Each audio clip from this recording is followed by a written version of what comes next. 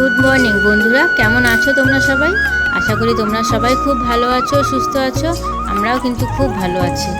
Healthy sweet sister ব্লগে তোমাদের সবাইকে স্বাগত জানিয়ে শুরু করলাম আজকে আরেকটি নতুন ব্লগ। আর যারা আমাদের চ্যানেলে নতুন এসছো তাদের কাছে অনুরোধ রইল, প্লিজ চ্যানেলটি সাবস্ক্রাইব করে আমাদের সঙ্গে থেকো আর আমাদের নতুন বন্ধু হয়ে যেও প্লিজ। রাতের বেলা কিছুটা মটর ডাল ভিজিয়ে রেখে দিয়েছিলাম, তো পরের দিন একটুখানি ঘুগনি করবো সেই কারণে। তো সকালবেলা তো উঠে দেখছি না মটরগুলো জল খেয়ে বেশ ভালো মোটা সোটা হয়ে গেছে। তো ওটাকে একটু জল ঝরিয়ে নিলাম আর কিছুটা আলু কেটে নিয়েছিলাম, একটু প্রেশার কুকারে দিয়ে একটু সিটি মেরে নেব। তো এবারে প্রেশার কুকারটার ভিতরে যে মটর ডালটা ভিজিয়ে রেখেছিলাম সেই ডালটা আর যে আলুগুলো কেটেছিলাম সেটা একবারে দিয়ে একটু নুন হলুদ দেবো আর তারপরে 3টে সিটি পড়লে প্রেশার কুকারটাকে আমি নামিয়ে রেখে দেবো।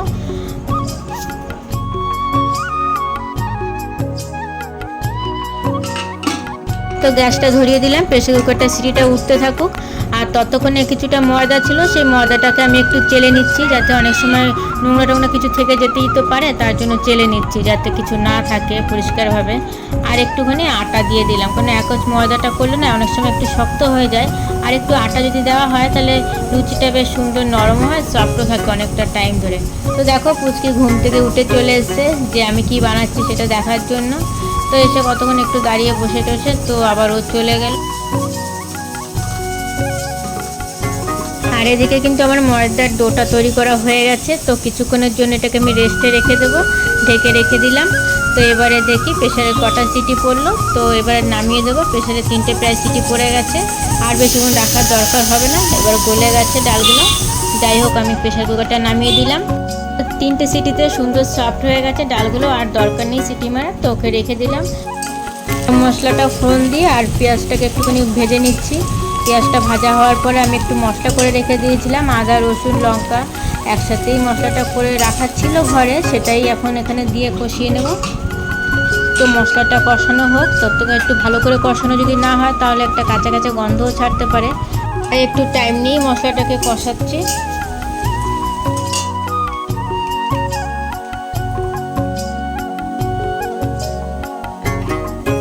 তো মশলাটাকে আমার সুন্দর করে কষানো হয়ে গেছে। এবার ডালটা আমি মশলাটার ভিতরে দিয়ে কিছুক্ষণ ডালটাকেও কষিয়ে নেবো। একটুখানি কাশ্মীরি লঙ্কার গুঁড়ো ছিল, এটাকে একটুখানি দিয়ে দিচ্ছি কালারের জন্য, জাস্ট একটুখানি হালকা করে কালার হলে ভালো লাগবে। তারপরে এটাকে আমি একটু ভালো করে কষিয়ে নিচ্ছি, তারপরে অল্প করে জল দেবো, বেশি একটা জল দেবো না।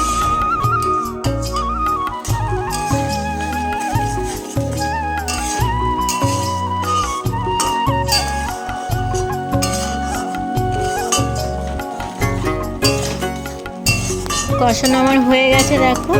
তো এখন অল্প করেই জল দিয়ে দিচ্ছি, অল্প করে জল দিয়ে দেবো। আর নামানোর সময় একটুখানি ধনে পাতা আর একটু গরম মশলা দিয়ে নামিয়ে রেখে দেবো।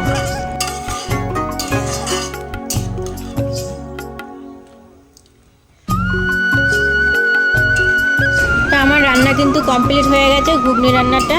তো দেখো লাস্টে একটু ধনে পাতা ছড়িয়ে দিলাম।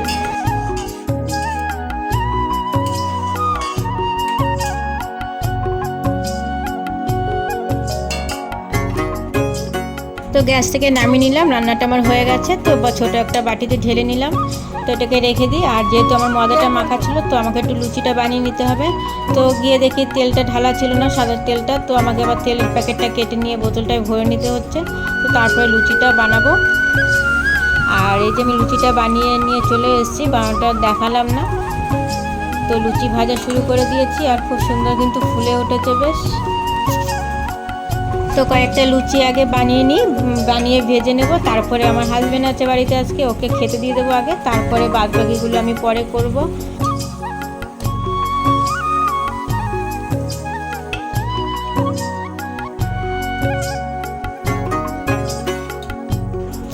তো কয়েকটা লুচি ভাজা হয়ে গেছে। তো এবারে প্লেটটাকে সাজিয়ে নিয়ে আমি হাজব্যান্ডকে খেতে দেবো। আর ও অত লুচিটা খেতে পছন্দ করে না, যাই হোক তবু 3 পিস দিলাম, যেটা খাবে আর না খেলে সেটা থেকে গেলে আমি খেয়ে নেবো পরে। তো ওকে আমি খেতে দিয়ে এসে আমি আবার বাদবাকি যে লুচিগুলো পড়েছিল সেগুলো আমি ভেজে নিলাম। তো তারপরে কিছু বাসনও তো বেরিয়েছিল, তো সেই বাসনটাকে আগে একটু মেজে নিই, তারপরেই আমি পরে খাবো। তো বাসনটা মেজে ধুয়ে রেখে দেবো, তারপরে আমি খাবো। আর খিদেও পেয়ে গেছে খুব, অনেকটা টাইমও হয়ে গেছে। তো তাড়াতাড়ি করেই বাসনটা মাজার চেষ্টা করছি।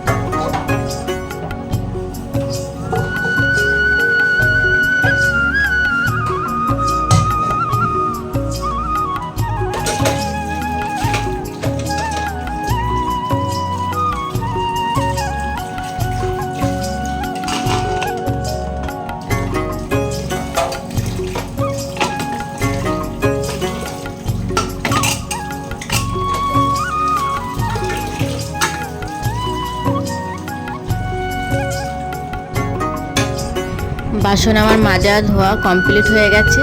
তো এবারে খেতে বসবো। তো আমি এই প্লেটটাকে সাজিয়ে নিলাম, আর আমি আমার সাথে বোনও খাবে, তার জন্য একটু বেশি করেই নিয়ে নিয়েছি। তো বোনের কাছে নিয়ে যাই, দেখে ও একটু খাবে আর আমি একটু খাবো। ভিডিও এই অবধি তো করে নিয়ে আসবি, বলবো বোনের কাছে যাচ্ছি। বন্ধুরা, আমাদের ভিডিওটি যদি তোমাদের ভালো লেগে থাকে তাহলে প্লিজ একটা লাইক করে দিও, আর আমাদের চ্যানেলটি সাবস্ক্রাইব করে নিও। তো তোমরা সবাই ভালো থেকো, সুস্থ থেকো, আর তোমাদের সাথে দেখা হবে পরের একটা নতুন ব্লগে।